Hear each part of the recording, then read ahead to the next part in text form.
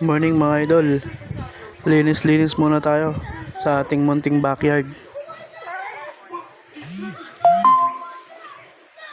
Kung mapapansin nyo nilinis na natin dyan pati dun. Tapos nilagay natin dyan yung mga kalat Tapos susunugin natin yan.